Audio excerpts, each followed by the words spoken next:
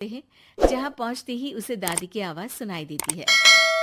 क्यों रे, सास से मिलने की फुर्सत मिल गई? दूसरे शहर जाकर छूट क्या मिली? तुम तो भटकता पंछी बन गई। इतने समय में ये तक नहीं पूछा कि जिंदा भी हूं या मर गई। प्रीति की सास अपनी सास के पैर छूती है। अरे कैसी बात कर रही हैं मम्मी, आपको तो मेरी उम्र भी लग जाए। अरे बस कर, ये झूठी उम्र देने वाली बातों का दिखावा ना कर। तेरा बस चले ना तो जो मेरी बची कुची जिंदगी है वो भी अभी खत्म कर दे। अरे बहू कहाँ है? इस पर सास प्रीति को दादी से मिलवाती है। दादी प्रीति को बहुत प्यार देती है। क्यों बहू, तेरी ये सास परेशान तो नहीं करती ना?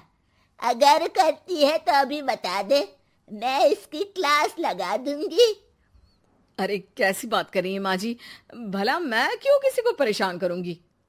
प्रीति अपनी सास का ये रूप एंजॉय कर ही रही होती है कि तभी चाची वहां आकर प्रीति को अपने साथ ले जाती है।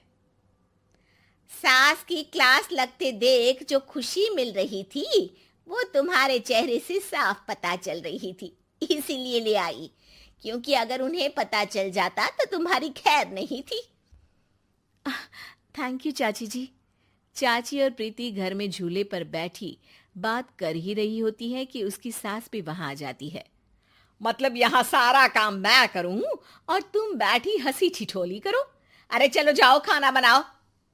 सास प्रीति को डांटकर काम करने भेज देती है, जिसे दादी देख लेती है और एक बार फिर सासू माँ की क्लास लग जाती है, जिसे पूरा परिवार मजे से खड़ा होकर देखने लगता है। क्यों रे, मैंने तुझे काम बोला और तू उस बच्ची को परेशान कर रही है?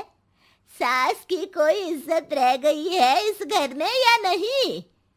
यहाँ खुद की सास होते हुए भी ज्यादा बड़ी बन रही है।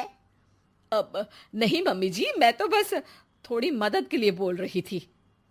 सास रसोई में जाकर काम करने लगती है और दादी प्रीति को लेकर वहां से चली जाती हैं। इसी तरह एक हफ्ता बीत जाता है, जिसमें दादी अपनी बहू को डर, इज्जत और प्यार का फर्क समझाती रहती है और प्रीति उसका मजा लेती है। वापस जाते हुए दादी प्रीति और उसकी सास दोनों को अपने पास बुलाती है। मेरी बहू जिद्दी और अड़ियल है, इसलिए उससे हमेशा सही काम करवाने के लिए मुझे सख्ती करनी पड़ती है। लेकिन तुम्हारी बहू अच्छी है।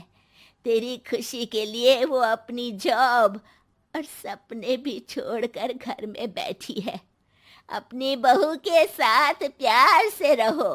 और प्रीति, अगर अभी भी तुम्हारी सास परेशान करे ना तो फिर तुम्हें पता चल ही गया है कि शिकायत कहाँ करनी है।